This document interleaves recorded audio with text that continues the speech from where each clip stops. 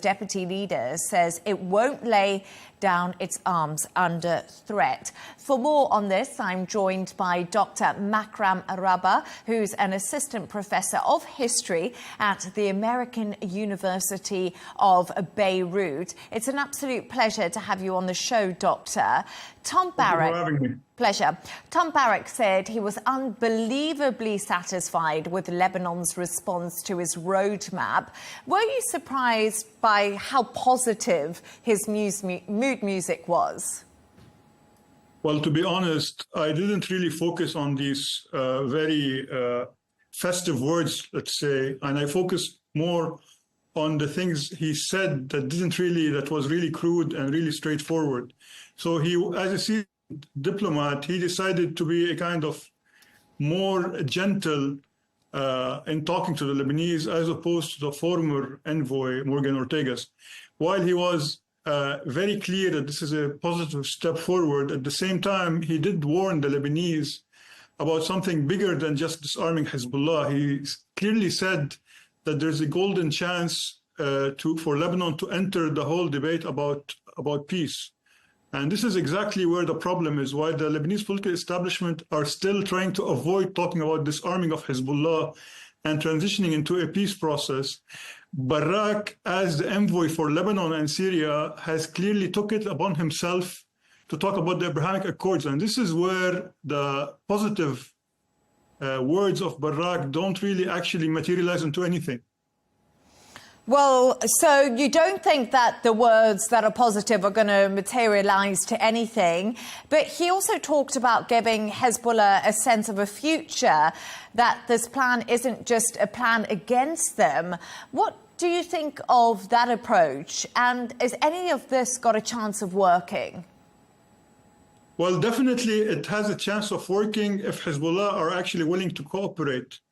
Yet we have seen that yesterday Hezbollah's chief was very clear in attacking all of this so-called initiative for peace, calling them as a kind of a surrender clause. So I think the problem here that Barrack reminded everyone that Hezbollah is a Lebanese entity and thus this is a Lebanese problem now.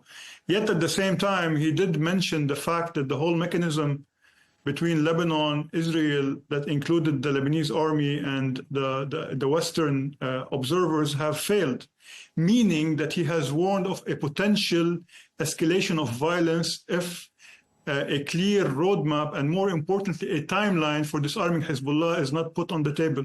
And I believe that the way that Barrack is going about it, he believes that he can get more flies with honey than vinegar. But at the same time, I think there is a disconnect between what he's trying to do and what the Lebanese political establishment is refusing to acknowledge, that we have entered a new phase in the region and Hezbollah should not be on the table. While in fact, he's a member of the government. Hezbollah has 2 representatives in the Lebanese government, and yet they have refrained from joining in this official reply to Barrack. Okay, so Hezbollah have made it clear that they won't lay down their weapons. Barrack is saying what he's saying, which you're saying doesn't really work at the moment. So what does the US need to do? What needs to change? Well, this is $1 million question. I think what needs to change is for the Lebanese political establishment to realize that Israel cannot do their dirty work. I think that the Lebanese president, Joseph Aoun, has been hesitant to confront Hezbollah. He has called openly for a kind of dialogue to discuss the issue of a defense strategy. You cannot do this when the international community, and particularly Donald Trump, has clearly framed Hezbollah as a terrorist entity, which it is.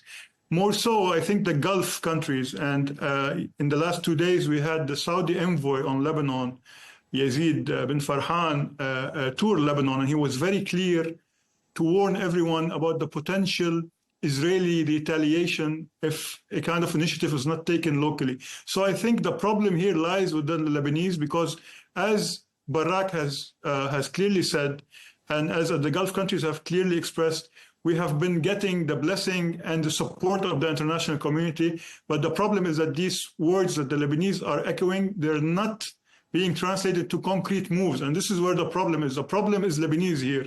And we cannot bet on anything else. We cannot bet on the Israelis nor the international community to clean up our own house. So Barrack's plan also talks about improving ties with Syria and pushing through financial reforms. How do those pieces fit into the bigger picture?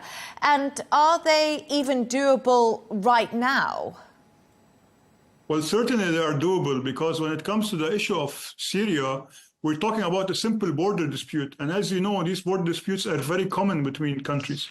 But in the case of the Shib'a farms, if we are to tackle the Shib'a farms, if Lebanon is to claim it as Lebanese or Syria is to claim it as Lebanese, it will more or less take Hezbollah's weapons off the table. And more importantly, for the reconstruction of Lebanon to happen, Lebanon has to play a positive role in the reconstruction of Syria.